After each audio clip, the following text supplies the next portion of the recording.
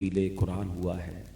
और याद रहे कि जहाँ तकमील कुरान हो, कुरान पाक पूरा पढ़ा जाए, वहाँ दुआएं कबूल होती हैं। अब रब करीम से दुआ करते हैं कि रब करीम कुरान पाक के हर हर्फ के बदले, हर आयत के सदके, हर सूरत और हर पारे के सदके हम सब की मग़फ़िरत फरमाए, हमारे गुनाहों को माफ़ फरमाए, हमारे माँ बाप की बख्शिश फरमाए, हमारे मरहूमीन की मग़फ़िरत फरमाए। बिलखुसूस उम्मत मुस्लिमा पर जो मुश्किल वक्त आया हुआ है, मुसलमान खौफ में, तकलीफ़ में मुब्तला हैं, रब करीम से दुआ है कि ए बदर के मैदान में फ़रिश्तों की फ़ौज भेजने वाले मौला, मुसलमानों की गैब से मदद फरमा, इस्लामी सरहदों की हिफाजत फरमा। बिलखुसूस हमारे वतन अज़ीज़ पाकिस्तान के बसने वाले, रहने वाले तमाम मुसलमानों की खैर फरमा और पाकिस्तान की सरहदों की भी हिफाजत फरमा। दुरूद पाक पढ़ने के बेशुमार फ़ज़ाइल व बरक़ात हैं। मेरे आका मदीने वाले मुस्तफ़ा सल्लल्लाहु अलैहि वसल्लम पर दुरूद पढ़ना एक ऐसा अमल है जिसका खुद कुरान मजीद फ़ुरक़ान हमीद हमें हुक्म देता है। कुरान में बहुत सारे अहकाम हैं। चूँकि आज तकमील कुरान की महफ़िल है तो कुछ कुरान ही के बारे में, कुरान ही से कुछ बातें अर्ज़ करता हूँ।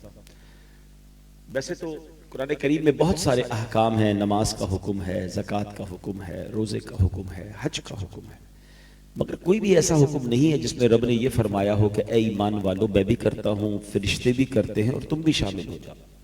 पूरे कुरान पाक में एक ही अमल ऐसा है जिसके बारे में रब फरमाता है, या अय्युहल्लज़ी इन्नल्लाह व मलाइकतहू युसल्लूना अलन नबी या अय्युहल्लज़ीना आमनू सल्लू अलैहि व सल्लिमू तस्लीमा। क्या प्यारी आयत है कि बेशक अल्लाह और उसके फरिश्ते उस नबी पर दुरूद भेजते हैं और ए ईमान वालों, तुम भी उन पर खूब दुरूद और सलाम भेजो। अब जरा गौर करें कि अल्लाह फरमाते अल्लाह भी दुरूद भेज रहा है, फरिश्ते भी दुरूद भेज रहे हैं, ईमान वालों तुम भी शामिल हो जाओ। अब यहाँ एक और बात इस कुरानी आयत के जरिए सीखने को मिल रही है कि प्यारे आका अलैहिस्सलातु वस्सलाम को हमारे दुरूद की हाजत नहीं है। जिन पर रब दुरूद भेज रहा हो, जिस पर रब के फरिश्ते दुरूद भेज रहे हो, ये हमें तो गोल्डन चांस दिया गया है कि तुम भी दुरूद पढ़कर अपनी झोलियां भर लो, अपने भाग जगा लो। सुभान अल्लाह। हाँ, ये अलग कैटेगराइज उलमा ने बहुत अच्छे अंदाज में किया कि हमारा दुरूद भेजना, फरिश्तों का दुरूद भेजना और है और रब का दुरूद भेजना और है। इंसान और फरिश्ते अल्लाह की बारगाह में ये दुआ करते हैं। हमारा दुरूद क्या है कि अल्लाह हमारे आका व मौला जनाब रसूलुल्लाह अलैहिस्सलातु वस्सलाम पर अपनी रहमतों की बारिश नाजिल फरमा, उन पर खूब सलामती नाजिल फरमा। मगर अल्लाह करीम तो सलामती नाजिल करने वाला है ना, वो अपनी रहमतें अपनी तरफ से सलामती नबी पाक अलैहिस्सलातु वस्सलाम पर नाजिल फरमाता है। तो ये तत्बीक समझना बहुत ज़रूरी है। तो बहरहाल इस कुरानी हुक्म से भी हमें पता चल रहा है। और फ़ज़ाइल की अगर बात करें, मिसाल के तौर पर इस वक्त यकीनन एक बड़ी टेंशन वाली फ़ज़ा है, एक कैफियत है। कुछ लोगों के रिलेटिव्स उम्रे पे जा रहे हैं, कुछ जा चुके हैं, कुछ जाने की तैयारी में हैं, कुछ ऑन द वे प्रॉब्लम में हैं, कुछ हमारे रिलेटिव्स खलीजी ममालिक में हैं जहाँ से हमें यकीनन एक खबरें आ रही हैं। तो एक अजब फ़ज़ा है। हमारा वतन भी इस वक्त एक अजीब सिचुएशन में है। तो ऐसे मौके पर सलामती, हिफाजत, रहमत की हम सबको ज़रूरत है। तो हमें ऐसे मौके पर खूब ज़िक्र इलाही करना चाहिए और खूब दुरूद पाक पढ़ना चाहिए। याद रखिए, अल्लाह का ज़िक्र ये भी रहमतों के नुज़ूल का सबब। और दुरूद पाक में तो नबी पाक ने सराहतन कई हदीसों में बयान फरमाया। एक हदीस पाक है जिसका मज़मून है कि जो शख्स मुश्किलों में हो, परेशानियों में हो, उसे चाहिए कि मुझ पर कसरत से दुरूद पढ़े कि दुरूद पाक परेशानियों और मुसीबतों को ले जाता है। तो whenever you recite दुरूद पाक in abundance, कसरत से जब आप दुरूद पाक पढ़ते हैं तो हमारा हिसार होता है, हम पर रहमतों का नुज़ूल होता है। बड़ी प्यारी हदीसें हैं, वाक़यात भी हैं। एक बुजुर्ग के बारे में आता है, आप किसी जंगल में थे, आसपास दरिंदे, डाकू भी उस जंगल में थे। आप परेशान हुए कि मैं रात कैसे गुजारूं, ऐसा ना हो कोई दरिंदा मुझ पर हमला कर दे। तो आपको याद आया कि दुरूद पाक पढ़ने वाले पर एक दुरूद पर 10 रहमतें नाजिल होती हैं। हदीस में फरमाया। तो कहा जब मैं दुरूद पढ़ूंगा तो मुझ पर तो अल्लाह की रहमतें नाजिल होंगी, तो फिर किसने मेरा क्या बिगाड़ना है। दुरूद पाक पढ़ा और सो गए बेफिक्र होकर। सुबह उठे, लोगों ने कहा डर नहीं लगा? कि मेरे नबी ने फरमाया कि एक दुरूद पर 10 रहमतें नाजिल होती हैं। जब रहमतें साथ होंगी तो मुझे क्या होना है? तो बात यह है कि एक तो वज़ाइफ पढ़ने चाहिए, दुरूद पाक खूब पढ़ने चाहिए, मगर यकीन भी, बिलीफ भी होना चाहिए। हमारा ये भी एक मसला है कि हम वज़ाइफ पढ़ रहे होते हैं, दुआएं कर रहे होते हैं, मसले हल भी नहीं हो रहे होते। उसकी एक बड़ी वजह यह कि वो वाली बिलीफ भी नहीं है हमारे अंदर। हम कहते हैं चलो पढ़ लेते हैं, पता नहीं होगा नहीं होगा है। علماء فرماتے ہیں جو بندہ یہ سوچ کر دعا مانگے نا کہ مانگ لیتا ہوں پتہ نہیں قبول ہوگی نہیں ہوگی، اس کی قبول نہیں ہونی. قبول ہونی اسی کی ہے کہ جس کا یقین ہو کہ قادر مطلق سے مانگ رہا ہوں، مالک کل سے مانگ رہا ہوں، وہی تو دینے والا ہے. پھر غیب کے خزانوں سے اس کو عطا کیا جاتا ہے. تو جو بھی وظائف آپ پڑھیں، دعائیں کریں، اس میں یقین ہونا چاہیے. اللہ کی رحمت پر جس کا بھروسہ ہوتا ہے نا، تو پھر سبحان اللہ وہ کہتے ہیں نا، ذرا اگر آج بھی ہو ابراہیم سا ایمان پیدا، اگر آج بھی ہو ابراہیم سا ایمان پیدا، آگ کر سکتی ہے انداز گلستہ پیدا. ہمیں آج وہ یقین ہمارے پاس سے چلا گیا، ورنہ حضرت ابراہیم کا یقین تھا، آگ باغ بن گئی. 313 صحابہ کا یقین تھا کہ اللہ کے نبی ساتھ ہیں اور اللہ کی رحمت پر بھروسہ تھا، سامنے لشکر بڑا ہے، ہتھیار بڑے ہیں، مگر یقین تھا. تو پھر فرشتے مدد کو آئے. رب وہی ہے، یاد رکھیے. ہاں ہم اس قوم کے نہیں ہیں مگر اللہ وہی ہے. وہ رب جو فرشتے نازل کر سکتا ہے بدر کے میدان میں، وہ آج بھی مسلمانوں کی مدد کو فرشتے نازل کر سکتا ہے. جو حضرت ابراہیم کی آگ کو باغ بنا سکتا ہے، وہ خالق کے کل آج بھی ہماری غموں کی آگ کو باغ بنا سکتا ہے. جو حضرت موسیٰ اور ان کے ساتھیوں کے لیے دریائے نیل میں راستے نکال سکتا ہے، میرے رب کی قدرت میں کبھی کوئی نہیں ہوئی، وہ آج بھی راستے نکال سکتا ہے. مگر وہ جو یقین تھا، وہ جو اللہ پر بھروسہ تھا، وہی شیک ہو گیا نا. ہمیں آج اسباب پر بھروسہ ہو گیا. آج ہم سمجھتے ہیں جب تک پیسے نہیں ہوں گے تو مسئلے حل نہیں ہوں گے، تعلق نہیں ہوں گے تو معاملہ ٹھیک نہیں ہوگا، ریسورسز نہیں ہوں گی تو نکل نہیں پائیں گے. نہیں، ہم مسلمان ہیں، ہمارا سب سے پہلا بھروسہ رب پر ہونا چاہیے. وہ خالق کے اسباب ہے. اگر پیسوں سے ہی مسائل حل ہوتے لوگ کہتے ہیں نا یار برے وقتوں کے لیے پیسے ہونے چاہیے، بندہ مشکل حالات میں مال ہوگا تو بچ جائیں گے. مجھے بتائیں اگر پیسوں سے خوشیاں خریدی جا سکتی ہوتی تو آج کوئی امیر غمگین نہ ہوتا. پیسے خرچ کرتا، غم دور کر لیتا. ایسا نہیں ہے. خوشی دینی رب نے ہے، سکون دینا رب نے ہے. غریب لوگ بعض اوقات بڑے پرسکون ہوتے ہیں اور امیر کی ٹینشن ہی ختم نہیں ہو رہی ہوتی، کیونکہ ایکچولی یہ سب ملنا رب سے ہے نا. تو آج پہلے تو ہم بیان کے شروع میں یہ سمجھ لیں، سیکھ لیں کہ ہم نے اپنے مالک پر بھروسہ کس لیول کا کرنا ہے. جو ہم آج پریشان ہیں نا، حدیث پاک کا خلاصہ ہے کہ اگر تم اللہ پر بھروسہ کرو جیسا بھروسہ کرنے کا حق ہے، تو اللہ تمہیں ایسے روزی دے گا جیسے پرندوں کو روزی دیتا ہے. اور پرندوں کو روزی کیسے دیتا ہے؟ پہلے تو try to imagine how many birds in this world. پرندے ہیں کتنے دنیا میں؟ کبھی آپ نے اس کی کیلکولیشن کی ہے؟ میں نے ایک تحقیق پڑھی کہ دنیا میں جتنے انسان ہوتے ہیں نا، تو اس سے 10 گنا زمین پر موجود جانور ہوتے ہیں. جتنے بھی جانور ہیں، ٹھیک ہے، تو ہم اگر 8 ارب ہیں تو 80 ارب جانور ہیں. فرمایا جتنے جانور ہوتے ہیں ملٹیپلائی بائی 10 اتنے پرندے ہوتے ہیں. تو کتنے پرندے ہو گئے؟ 800 ارب پرندے. اور یہ سب کہاں رہتے ہیں؟ چلے ایک اور لگے ہاتھوں بات بھی سمجھا دیتا ہوں. پرندے درختوں پر رہتے ہیں. فارسٹ، درخت، یہ پرندوں کی کالونی ہے. مگر ہم کرتے کیا جا رہے ہیں؟ یہ تو ینگسٹر نے تو سنی بھی نہیں ہوگی. جب میں چھوٹا تھا یا 50s میں جو لوگ یہاں پر بیٹھے انہوں نے بچپن میں کراچی میں کوئل کی آواز بھی سنی ہوگی. اپنے گھر کے باہر کسی خوبصورت پرندے کو اڑتے ہوئے یا بیٹھتے ہوئے دیکھا ہوگا. ہم نے بچپن میں تتلیاں بھی دیکھی اور پکڑی بھی تھی، ٹھیک ہے نا. اب تو نئی جنریشن نے کراچی میں کچھ دیکھا ہی نہیں. وہ چڑیا گھر جانا پڑتا ہے. ملیشیا جا کے کوئی بٹر فلائی پارک میں سنا ہے جا کے بٹر فلائیاں دیکھ رہے ہوتے ہیں. ہم اسکول میں جا کے اپنے اسکول میں دیکھتے تھے. کیوں؟ یہ سب کہاں گئے؟ ہم نے دور کیا. ہم نے درخت ہی کاٹ دیے. یہ درخت ہوں گے تو آئیں گے نا. یہ سارا ایکو سسٹم ہے.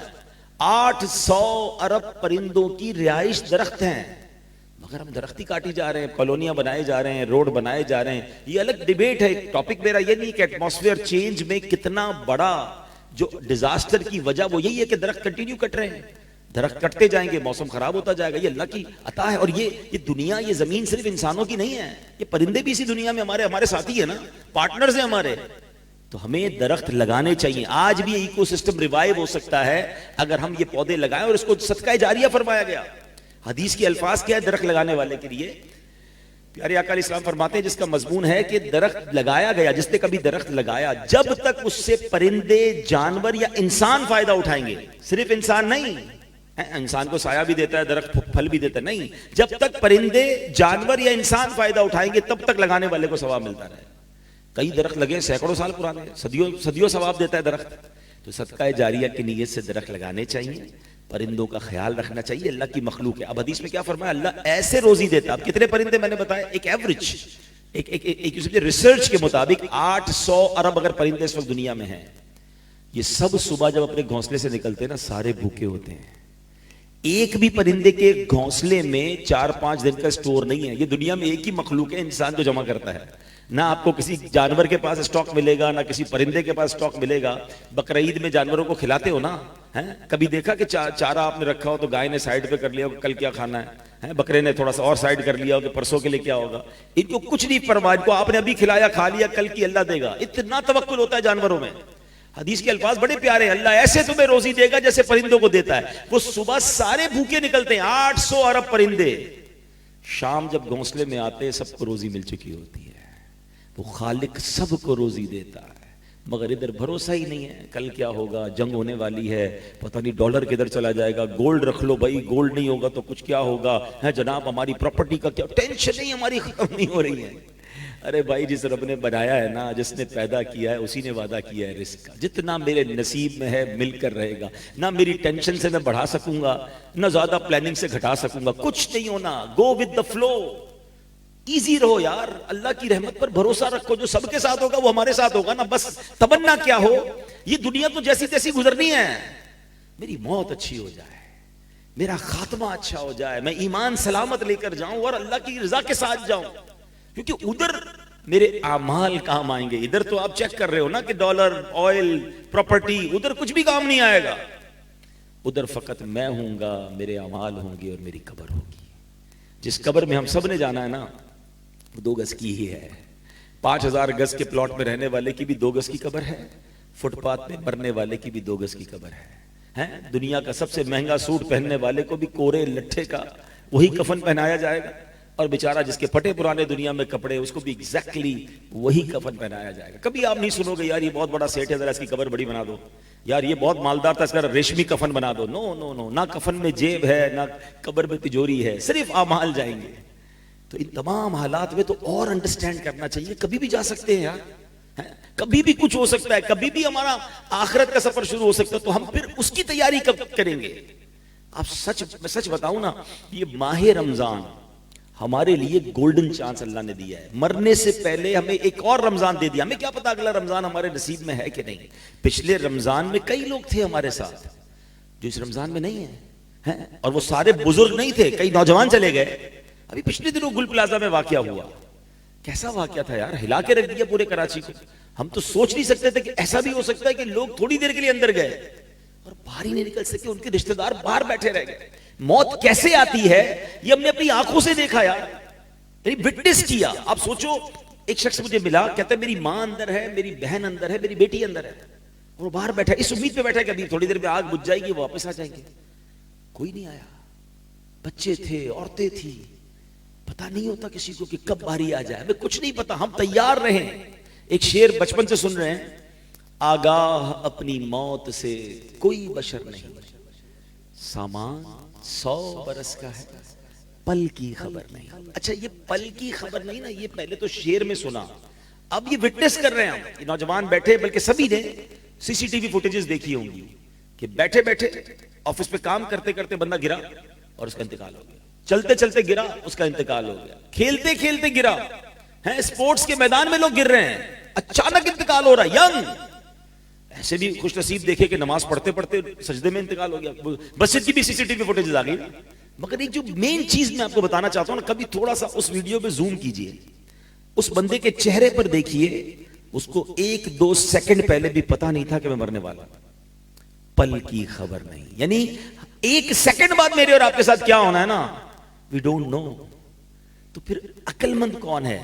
ابھی ہم مثال دے رہا ہوں، ہماری دیکھیں پلاننگ کیسی ہے کہ چونکہ جنگ کے بادل منڈلا رہے ہیں نا، تو ڈسکشنز ہو رہی ہیں کیا کرنا چاہیے، احتیاط کیا ہونی چاہیے، ٹریول کرنا چاہیے کہ نہیں کرنا چاہیے، کیا کوئی چیز ہمارے گھر میں سٹاک ہونی چاہیے، فلاں. یعنی کچھ نہ کچھ ہماری ڈسکشن شروع ہو گئی، because something may be happen. ضروری نہیں کچھ، اللہ کرے نا ہم خیر سے رہیں، عافیت سے رہیں، اللہ رمضان کی برکت سے سارے معاملہ سیٹل ڈاؤن فرما دے، سارے مسلمانوں کی خیر ہو جائے. مگر میرا پوائنٹ پک کیجئے گا، ہمیں ایک چیز محسوس ہو رہی ہے تو یہ ہمارا discussion point and point of planning بن گیا ہے. ایسا ہی ہے نا، یہ تو محسوس ہو رہی ہے. میں تو کنفرم رپورٹ دے رہا ہوں کہ مجھے اور آپ کو مرنا ہے. میری جو گفتگو ہے اس میں تو کوئی امیجن وہ مے بی اور مے ناٹ تو نہیں ہے نا. 100% we have to die. سب نے جانا ہے قبر میں، اور nobody knows when، کب. یہ آج بھی ہو سکتا ہے نا ایسا ہی ہے کہ ہمارے پاس کوئی ڈیٹ تو نہیں ہے کہ میرا فلاں اتنے سالوں کے بعد انتقال ہوگا. تو جب اتنی ریئل سچویشن ہے, اتنی ریئلٹی ہے موت, تو عقل مند وہ ہے کہ روزانہ ایسے جیے کہ اگر آج بھی مر گیا نا تو اللہ راضی ہوگا. تو رمضان یہ 30 days مجھے اور آپ کو ایک بڑا گولڈن چانس ملا ہے کہ اپنی عادتیں اچھی کر لیں. دیکھیں دنیا کا دستور کیا ہے کہ کوئی بھی اچھی عادت اپنانے کے لیے ہمیں کچھ دن ریکوائرڈ ہوتے ہیں, یا کوئی بھی بری ہیبٹ نکالنے کے لیے کچھ دن ریکوائرڈ ہوتے ہیں. کہتے ہیں نا first 20 days are very difficult to adopt anything. کوئی بھی چیز آپ اپنے زندگی میں شامل کریں گے نا تو آپ کو 20 دن سٹرگل کرنی پڑتی ہے. کوئی آپ نے ڈائٹ شامل کرنی ہے, مثال دیتا ہوں کہ کہتا ہے رات سے چینی والی چائے نہیں پینی, تو مشکل لگے گی نا پہلے 10-15 دن, پھر عادت ہو جائے گی, ٹیسٹ بڑ چینج ہو جائے گا. کھانے پینے میں کوئی چیز چھوڑنی ہے, آج کل لوگ ڈائٹ کر رہے ہیں, میں روٹی نہیں کھاؤں گا یا چاول نہیں کھاؤں گا یا فلاں چیز نہیں کھاؤں گا, پہلے 15-20 دن ٹف, اس کے بعد سیٹل ڈاؤن ہو جاتا ہے. ورزش شروع کرنی ہے یا کوئی بھی چیز شامل کرنی ہے یا ریموو کرنی ہے, یو ریکوائرڈ 20 to 30 days. اس کے بعد آپ کی لائف اس کی باڈی عادی ہو جاتی ہے. ایسا ہی ہے. اب اگر اسی طرح رمضان کو لے لیں کہ اسپرچولی اپلفٹ کرنے کے لیے اللہ نے یہ ہمیں 1 مہینہ دے دیا ہے, اچھی عادتیں اڈاپٹ کر لو اور بری عادتیں اپنے اندر سے نکال لو, کیونکہ شیطان بند ہے. اور رمضان کے بعد اس تمام 30 days کے بعد زندگی بالکل اسموتھ اللہ کی عبادت میں, اللہ کی رضا والے کاموں میں گزارا. مگر انفارچونیٹلی ہو کیا رہتا ہے, ہر سال کیا ہوتا ہے کہ رمضان میں واقعی بڑے اچھے بچے بن جاتے ہیں, نمازیں بھی پڑھ رہے ہیں, روزے بھی رکھ رہے ہیں. آج دیکھیں نا رات کو اس وقت بھی آپ بیان سننے آ گئے, ورنہ آپ سب کو میں جمع کر سکوں کبھی رمضان کے علاوہ, کیسے اچھے بچے بنے ہوئے سارے آ گئے. لیکن یہ صرف رمضان میں کیوں, کیا رمضان کے بعد نماز نہیں ہے؟ اب میں ایک بڑی عجیب کیفیت میں ہوں پچھلے جمعے کی نماز سے, عجیب سا خیال آیا مجھے, اور میں جہاں جہاں بیان کر رہا ہوں تو لوگ باقی کہتے ہیں صحیح کہہ رہے ہیں آپ سب نے اس بار جمعہ پڑھا. رمضان میں 2 جمعے ہم پڑھ چکے ہیں نا. ان دونوں جمعوں میں مسجدوں کا حال کیا تھا؟ جس بھی مسجد میں آپ نے جمعہ پڑھا ہاؤس فل, مسجد کے باہر کراؤڈ تھا. ایسا ہی کیا رمضان سے پہلے جمعے میں اتنا کراؤڈ تھا؟ رمضان جب نہیں آیا تو اتنا کراؤڈ ہوتا تھا؟ تو نہیں تھا. اس کا مطلب کیا ہوا کہ کچھ لوگ ایسے ہیں جو رمضان کے علاوہ جمعہ بھی نہیں پڑھتے. یہ اچانک تو نہیں پیدا ہو گئے نا رمضان میں سارے لوگ جو جمعہ پڑھنے مسجد میں آ گئے, روڈیں بھر گئیں, جیم فل ہو گیا, مسجدوں میں 2 جمعے کروانے پڑ رہے ہیں کچھ جگہوں پر. اتنی پبلک آ گئی ہے. اتنی پبلک آئی کہاں سے؟ امپورٹ تھوڑی ہوئی ہے, ہمارے محلے میں رہتے ہیں. یعنی دل کو اتنا بڑا دھچکا لگا کہ یار اس کا مطلب ایسا ہوا کہ بڑی تعداد میں لوگ وہ بھی ہمارے وطن میں ہیں جو رمضان کے بعد نماز نہیں, جمعہ بھی نہیں پڑھتے. تبھی تو یہ جمعے میں رش ہو گیا. یار کیا ہے؟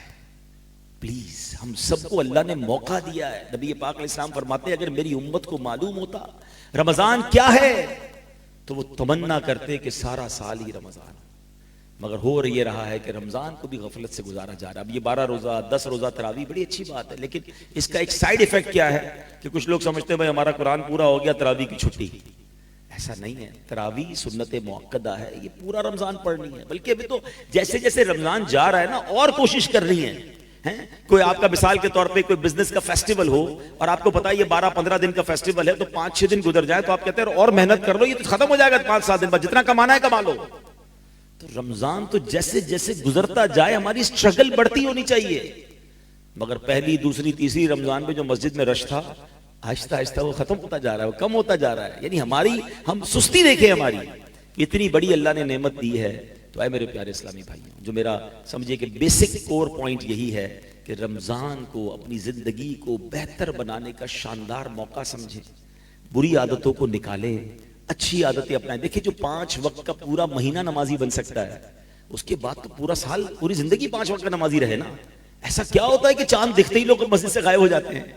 دیکھیں یہ ہم کہتے نہیں ہیں, لیکن انڈیلیبریٹلی ہم ایک میسج کیا کنوے کرتے ہیں کہ اے شیطان جب تک تو بند ہے ہم رحمان کے بندے, ہم نمازی, جیسے ہی تو آزاد ہوا ہم پھر تیری بات مانیں گے, ہم مسجد میں نہیں جائیں گے. یہ کتنا برا میسج ہے یار. مگر ایسا ہوتا نہیں. چاند رات کو اگر مغرب کے بعد چاند نظر آ جائے, ابھی تراویح کا ٹائم شروع نہ ہو, تو تراویح میں تقریباً مسجد خالی ہو جاتی, کیونکہ اب تو عشاء پڑھنے آنا ہے تو لوگ نہیں آتے. ایسا کیوں؟ کیا رمضان کے بعد نمازی, مسجد, قرآن ہمارا ساتھ نہیں ہونا چاہیے؟ تو پلیز آج تکمیل قرآن کی اس محفل میں ایک مبارک رات کی نیت کریں, ہم اللہ سے وعدہ کریں, اللہ سے مدد بھی مانگیں کہ اے اللہ ہم تجھ سے وعدہ کرتے ہیں کہ اب ہم نمازی رہیں گے, ہم اپنی آخرت کی تیاری کرنے والے, ہم برائی سے بچنے والے رہیں گے. مگر میرے مولا تو ہماری مدد بھی فرما, ہمیں اس کو کنٹینیو کرنے میں مدد فرما. اب میں بہت غور کرتا ہوں, میں نے بہت غور کیا کہ what is the reason. یہ پہلی بار نہیں بیان سنا ہوگا آپ نے, کئی بار ہر رمضان میں شاید سنتے ہوں گے, اور پھر اس کے بعد آپ بھی طے کرتے ہوں گے 27ویں آئے گی ابھی تو, طاق راتیں آئیں گی, رو رو کے دعائیں بھی کریں گے, معافی بھی اللہ سے مانگیں گے, وعدے بھی کریں گے, مگر رمضان کا پھر وہی ہو جاتا ہے. تو اس کے پیچھے ریزن کیا ہے؟ جب میں نے غور کیا نا تو اس کا ریزن جو بڑا واضح نظر آتا ہے کہ ہم انٹینشن تو بدلتے ہیں, نیت تو بدلتے ہیں, مگر صحبت نہیں بدلتے. ہم انہی دوستوں میں رہنا چاہتے ہیں کہ جو رمضان کے بعد گناہوں کی طرف جاتے ہیں, جو نماز نہیں پڑھتے. تو جب آپ ان دوستوں میں رہیں گے تو وہ دوست آپ کو نیک نہیں بننے دیں گے. وہ کہتے کیا ہو گیا بھائی, مولوی بننا ہے کیا, پڑھ لی نا رمضان میں نماز جتنی پڑھنی تھی, اب تو چلو عید کے دنوں میں ہی وہ کچھ کروا دیتے ہیں 3 دن میں کہ جو پورے مہینے میں نیکیاں کمائی ساری زیرو ہیں. شیطان تو پوری تیاری کے ساتھ حملہ کرتا ہے نا ہم پر. تو اگر ہم نے یہ نیت کرنی ہے کہ مجھے ایک تو پہلے اس بات کو ریئلائز کرے کہ مجھے مرنا ہے اور وہ کبھی بھی جا سکتا ہوں, تو مجھے اللہ کو ناراض کر کے نہیں جانا قبر میں. تو مجھے اگر نیک بننا ہے تو مجھے دوست بھی اچھے رکھنے ہوں گے, اور اچھے دوست اور اچھی گیدرنگ کی تو برکتیں کتنی کمال کی ہیں. ایک بڑی کمال کی حدیث پاک ہے کہ اللہ کے حبیب علیہ الصلوۃ والسلام فرماتے ہیں کہ اللہ تعالیٰ کے کچھ فرشتے ہیں, حدیث کا خلاصہ ہے کہ جن کا کام ہی زمین میں سیاحت کرنا ہے, وہ زمین میں گھومتے رہتے ہیں, اور جہاں اللہ کا ذکر ہوتا ہے, اچھی باتیں ہوتی ہیں, وہاں وہ فرشتے اس محفل کو اپنے پروں سے ڈھانپ لیتے ہیں. میری اللہ کی رحمت سے بڑی امید ہے کہ آج تکمیل قرآن کی اس محفل کو رب کریم کے فرشتوں نے اپنے پروں سے ڈھانپا ہوا ہوگا.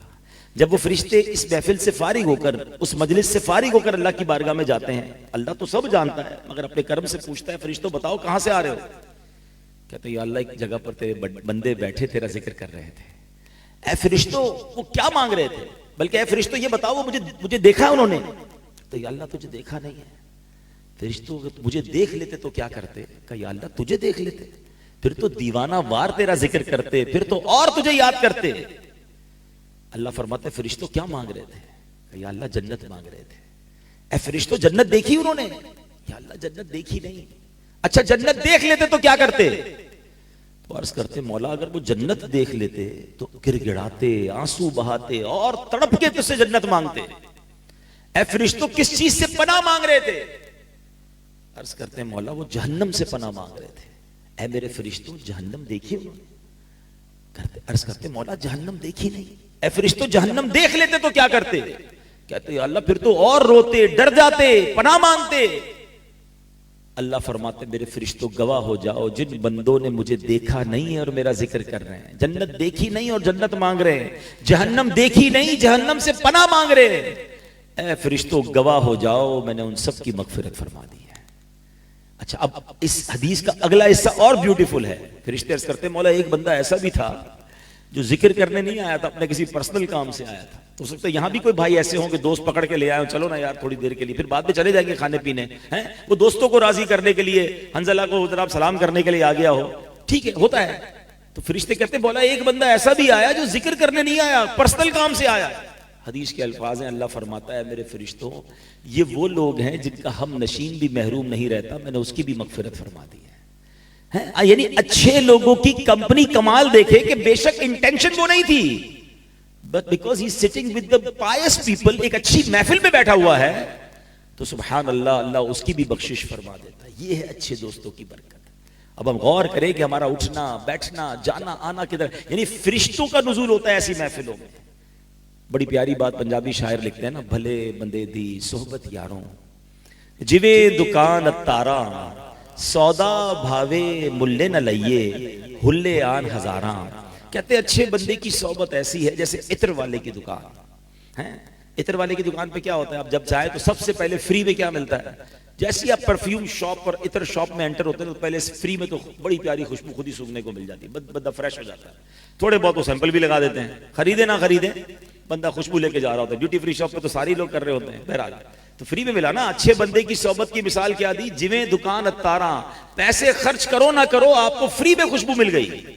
کہتے ہیں برے بندے دی صحبت یاروں جویں دکان لوہاراں, کپڑے پاویں کنج کنج پئیے چنگا پین ہزاراں. کہتے ہیں برے بندے کی صحبت ایسی ہے جیسے لوہار کی دکان. ابھی تو کم ہو گئی ورنہ پہلے ہمارے کراچی میں بھی تھی کہ وہ چھری وغیرہ تیز کرتے تھے, یا لوہار کی دکان ہوتی تھی نا, بڑی چنگاریاں نکلتی تھی. کہتے ہیں جتنے کپڑے بچا لو ایک نہ ایک چنگاری تمہارے کپڑے میں سراخ کر دے گی. تو آج ہمارے نوجوان پتہ کیا کہتے ہیں؟ کہتے ہیں میں شراب پیتا نہیں، دوست پیتے میں بیٹھتا ہوں، میں جوا نہیں کھیلتا، بس وہ دوست کچھ تاش میں کھیل رہے ہوتے، میں صرف کمپنی دیتا ہوں، میں غلط کام کرتا نہیں، بس کمپنی دیتا ہوں، کرتا نہیں ہوں. یہی تو وہ کام ہے جو ہم غلط کر رہے ہیں کہ ہم بروں کے ساتھ بیٹھ کر کیسے اچھے بن سکتے ہیں. آج نہیں کرتے کل کر رہے ہوں گے. دنیا بھر کے شرابیوں، جواریوں ہیں، چور ڈاکو کسی بھی کرمنل سے ملنے، اس ایک سوال پوچھے کہ بتاؤ عادت کہاں سے ملی، تو کوئی بھی یہ نہیں کہے گا کہ میری برتھ ڈے تھی، امی بڑی خوش تھیں اور امی نے لا کے مجھے چرس کا سگریٹ دیا کہ بیٹا آج سے شروع کر دو. کوئی بھی نہیں کہے گا کہ جناب میرے ایگزام میں نمبر بڑے اچھے آئے تھے، ابو نے چھری لا کر دی کہ بیٹا چوری شروع کر دو. سب بتائیں گے آپ کو کہ برے دوستوں کی وجہ سے ملی. تو جب ہمارے سامنے یہ فارمولہ ہے کہ برے دوست ہی برا بناتے ہیں، تو پھر we have to decide، کیونکہ مجھے دوستوں کو راضی نہیں کرنا، مجھے رب کو راضی کرنا ہے، مجھے قبر میں اکیلے جانا ہے. ایسے دوستوں کو ہم نے دیکھا کہ میت میں انتقال ہوا، دوست جنازہ پڑھنے کے لیے نہیں آئے کیونکہ جنازہ پڑھنا نہیں آتا.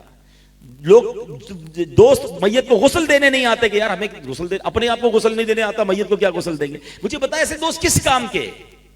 دوست وہ ہوتا ہے جس کو دیکھ کر خدا یاد آ جائے.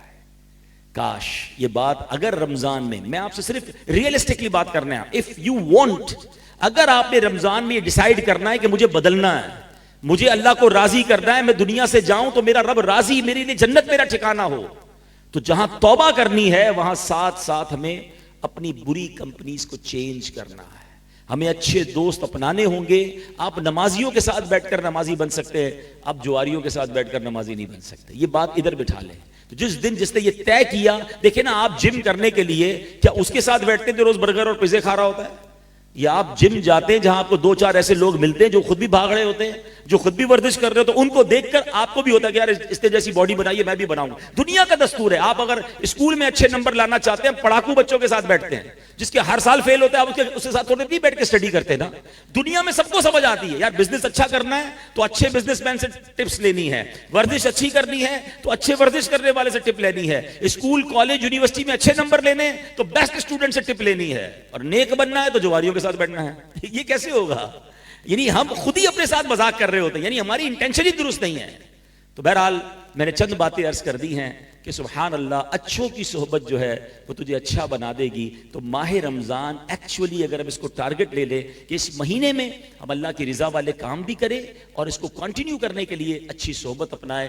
آج کے اس پرفتن دور میں دعوت اسلامی ایک ایسی نعمت ہے ہمارے پاس کہ جہاں ہزاروں الحمدللہ لوگوں کی یوں سمجھیے کہ زندگی میں انقلاب برپا ہوا ہے. ہمارے 19,000 سے زیادہ مدرسے ہیں اور الحمدللہ 5 لاکھ کے قریب بچے اور بچیاں بغیر فیس کے اس میں قرآن پڑھ رہے ہیں، درس نظامی کر رہے ہیں. 7.25 لاکھ کے قریب بچے اور بچیوں نے حفظ کر لیا، ناظرہ پڑھ لیا یا درس نظامی کمپلیٹ کیا. Look at the huge number. اتنی بڑی تعداد میں اللہ کی رحمت سے آنے والی نسلوں کو نیک بنایا جا رہا ہے. 300 اسلامک انگلش میڈیم اسکول کی برانچز دعوت اسلامی نے دنیا بھر میں بنا دی ہیں. ہمارے اسکولز ہیں، کالجز ہیں، اور یہ تمام دینی کاموں کے ساتھ ساتھ ویلفیئر کے کام بھی شاندار انداز سے ہو رہے ہیں. تھوڑی دیر پہلے میں نے پودے لگانے کی فضیلت بیان کی. 32 سے 35 لاکھ پودے پاکستان میں FGRF جو دعوت اسلامی کا ویلفیئر ڈپارٹمنٹ ہے اس نے پودے لگائے، اور ہمارا نعرہ ہے پودا لگانا ہے، درخت بنانا ہے. یتیم بچوں کے لیے یتیم خانے بن رہے ہیں، ہمارے مریضوں کے لیے کلینکس، اور الحمدللہ تھیلیسیمیا کے مریض بچوں کو اب تک 87,000 کے قریب خون کی بوتلیں الحمدللہ دعوت اسلامی کے شعبے FGRF نے دی ہیں. تو ویلفیئر کا کام ہو یا دینی کام ہو، ایک ہیوج امپیکٹ ہے. مدنی چینل، میڈیا، سوشل میڈیا، ایک اتنا بڑا وہ کام ہو رہا ہے. آپ کبھی اگر موقع ملے تو افطار یا سحری ٹرانسمیشن میں صرف YouTube پر مدنی چینل کی لائیو ٹرانسمیشن کے ویوز دیکھیے گا، اور اگر دیگر اسلامک جو چینل یا دیگر چینل سحری اور افطار ٹرانسمیشن چلا رہے ہیں اس کا مقابلہ اگر آپ کمپیئر کریں گے تو آپ کو اندازہ ہوگا کہ کتنا ہیوج امپیکٹ الحمدللہ اور کتنی بڑی ویورشپ کے ساتھ لوگوں تک صحیح اسلام کی پکچر پہنچائی جا رہی ہے. ہمارا ایک YouTube چینل ہے، ینگسٹر ذرا سوشل میڈیا کو زیادہ فالو کرتے ہیں. ایک تو آپ کے لیے فگر بڑا عجیب ہوگا کہ ہمارے 7 کروڑ سے زیادہ فالوورز اور سبسکرائبرز پورے تمام سوشل میڈیا کے اکاؤنٹس میں ملا کر ہیں. مگر ہمارا ایک ٹاپ اس وقت الحمدللہ جو چینل یوٹیوب پہ جا رہا ہے کڈز لینڈ کے نام سے ہے. اگر آپ ابھی بھی اس کو چیک کریں گے تو پاکستان کے 7ویں نمبر پہ وہ یوٹیوب چینل ہے. 20 ملین سے زیادہ اس کے سبسکرائبر ہیں اور اللہ کی رحمت سے کروڑوں ویوز اس کے روزانہ کی بنیاد پر آتے ہیں. اور اس کی وجہ کیا ہے کہ اس میں ہم نے ایسے اسلامک کارٹونز بنائے جس پہ کوئی میوزک نہیں ہے، کوئی بے حیائی نہیں ہے. ہم بچوں سے کارٹون چھڑوا نہیں سکتے تو ہم نے ایک ایسے اسلامک کارٹونز بنائے کہ جس کو دیکھ کر وہ سنت سنتیں سیکھیں، وہ علم دین سیکھیں، وہ اپنے ماں باپ کا ادب کریں، وہ سنت کے مطابق کھانا کھائیں، وہ کس طرح گھر میں داخل ہوں، کس طرح گھر سے باہر نکلیں، گیم میں بچوں کو جو ہے وہ اچھی باتیں سکھا دی جائیں. تو الحمدللہ ایک بڑی حکمت عملی کے ساتھ دین کا اتنا بڑا کام ہو رہا ہے. تو آپ سے گزارش ہے کہ اپنی دعوت اسلامی کا ایک تو حصہ بن جائیں، کیونکہ اگر ہم نے اچھے دوست اپنانے ہیں تو یہ بڑا پیارا ماحول ہے. اور اس کے ساتھ ساتھ جب اتنا بڑا دین کا کام ہو رہا ہے تو اپنی زکوٰۃ میں، اپنے ڈونیشن میں، اپنے فطرے میں آپ کنسیڈر کریں دعوت اسلامی کو. یقیناً پہلے حق آپ کا، آپ کے غریب رشتہ داروں کا ہے، آپ کے غریب ملازمین کا ہے جو زکوٰۃ کے مستحق ہیں، پہلے انہیں دیں اور پھر دعوت اسلامی کا بھی ساتھ دیں. اور ایک آخری بات میں فطرے کے حوالے سے کر لیتا ہوں کہ فطرے میں حدیث پاک میں ہمیں فرمایا گیا 4 قسم کا فطرہ ہے: گندم کا، جو کا، کشمش کا اور کھجور کا. یقیناً فطرہ تو عید کی نماز سے پہلے دینا ہے، مگر رمضان میں دیں گے تو زیادہ فضیلت پہلے سے ادا ہو جائے گا. لیکن جو مجھے بات اصل آپ سے کرنی ہے کہ ہم نارملی کیا کرتے ہیں کہ فطرہ جب بھی دے رہے ہوتے ہیں تو فطرے کے اسٹال پہ جا کے کہتے ہیں بھائی سب سے سستا والا گندم کے فطرے کی پرچی بنا دو. یقیناً 4 فطرے بیان ہوئے. ایک مڈل کلاس، ایک غریب آدمی اگر 300 روپے والا فطرہ دیتا کوئی حرج نہیں ہے، مگر وہ شخص جس کو اللہ نے کروڑوں سے اچھا بنایا، جو سارا رمضان بہترین سحری افطاری کرتا رہا، ہم میں سے اکثر تو وہ ہیں جو افطار کے لیے اسپیشل اجوا کھجور لے کر آتے ہیں، تو بھائی فطرہ بھی تو اجوا کھجور کا دینا.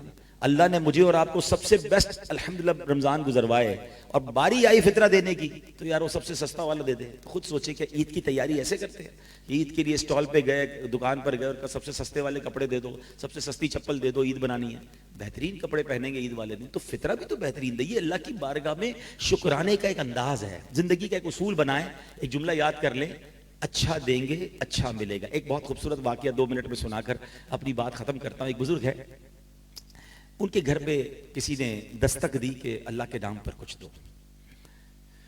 تو انہوں نے اپنی زوجہ سے کہا کہ گھر میں کچھ ہے؟